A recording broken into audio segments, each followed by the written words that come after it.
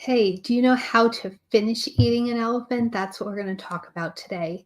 So, I have found that for beginners, there are tons of parables and recommendations, encouragement, cliches to get you going. And you buy into those and then you get going.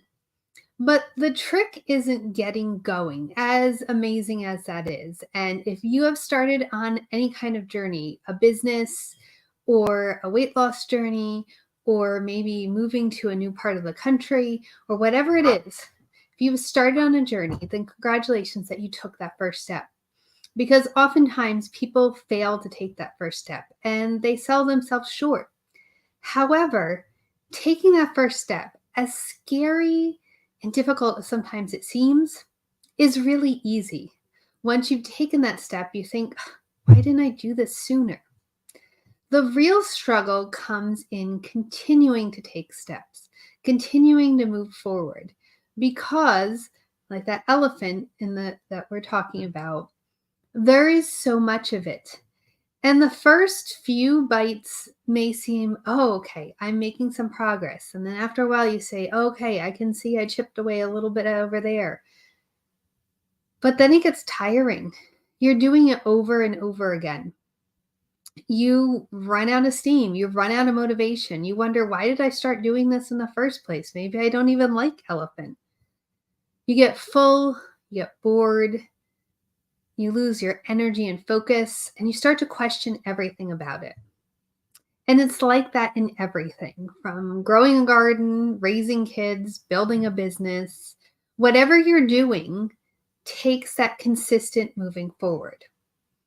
And so when we look at the tortoise and the hare, we're always told that the moral of the story is slow and steady wins the race. And it's true that because the tortoise kept pace, he won. But the truth of the matter is that he kept going. It isn't that he was only taking small steps and they added up. That is absolutely true. It's when you keep taking the small steps and you don't stop and eat the dandelions on the side or go for a swim in the pond that gets you somewhere. So, what do you do when you are stuck in that middle? When you really, the shininess has faded off of whatever you're doing. And if you're a homeschool mom, you know February is known as the month of dread. Why?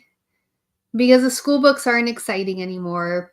The kids aren't enthusiastic. You've been stuck inside way too much because it's the middle of the winter. The end of the school year seems pretty far away and you're not sure you're going to make it. When you dig deep and make it through, you see when you get to March, you're that much closer. You're that much closer. Now you're like, we can do this. And so that middle part is crucial because I would say that even more people give up in the middle than never start.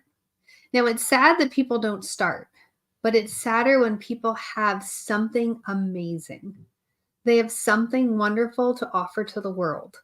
They have a product or a program. They have a way to serve. They have an idea. They could change everything. But they get to that middle part where things are going, but there's still so much ahead of them. And really, they can't see that end because they're not past that halfway point that it seems like they've made progress and it's all just worn off.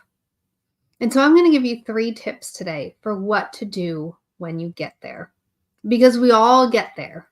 And if you think you don't get there because you're doing the right thing or you have such an amazing idea that nothing's going to stop you, or you have so much determination that you're never going to run out of it, it's not true because it happens to everybody. It's human nature.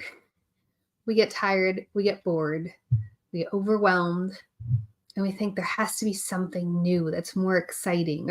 Or if this were really a great idea, wouldn't it just be easy? Wouldn't it just scale to $1 million overnight? Wouldn't it just solve itself? But it doesn't. So here's your 3 tips. First tip is know why you started in the first place. Now, your motivation, your goal, your idea, they change a little bit over time. But deep down, there is a reason why you started. There are core beliefs. There is a burning desire somewhere in there that got you going. And at the moment that you got going, you felt completely invincible. You thought you were going to take over the world. The people are going to see that this was like something that never existed before. So, what was that? What was it that got that fire going in you? Take a step back and remember what it was. What your goals and your vision were at that moment may not be what they are now, because that is something that refines. And the longer that you are doing any kind of journey and building something, it does refine, because you figure out that the wind is pushing this a little bit too hard, or where you thought a window would go, it doesn't work, or you thought that this was the perfect offer for the market, but it isn't. But that doesn't mean the idea is bad. It just needs a new offer. Tip number two. Tip number two is to surround yourself with people who can cheer you on. Now, these should be people who understand what you're doing, because sometimes there's the people that are like, sure, that's great, honey, keep going. But the fact of the matter is, they can't understand what you're doing. They can't give you constructive criticism. They can't stand there and say, okay, I was in this situation, which is kind of similar to where you are, and this is how I got out of it. Or let me take a look at what's going on with you and give you my perspective. And their perspective is worth a lot because they have been there. They have done it. And maybe they didn't make it all the way to the end of the journey now, but they are at least neck and neck with you, or a little bit ahead of you, that they can understand what you're struggling with. And number three is to take a break. Now, that break doesn't mean I'm walking away and I'm doing nothing for 2 weeks or a month or a year. Because it's very easy for I just don't feel like doing it today to become I just don't feel like doing it next week. I don't feel like doing it next month. And before you know it, you're 9 to 12 to 18 months down the road and you think, I never got back to it. And then you feel like you can't. You can, but you feel like you can't. I mean, just walking away from whatever it is for a short amount of time, finding something to burn off some steam and clear your head, have a nice cup of tea, have a nice nourishing meal, maybe go for a walk with a friend, and just catch your breath. Close the laptop and walk away till tomorrow. Because somewhere in there, ideas will come to you. And even if they're not the perfect solution, they're a step to the solution. And they're enough to get that fire going again, that you'll take the next step.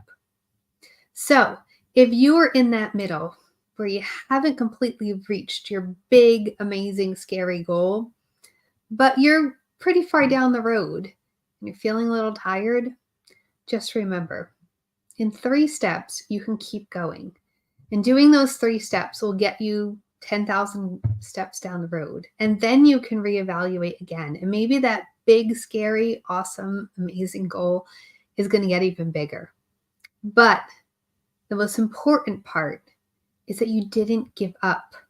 Because usually when you're that close and you get that frustrated, you're right on the brink of things changing. But that's the easiest time for you to give up.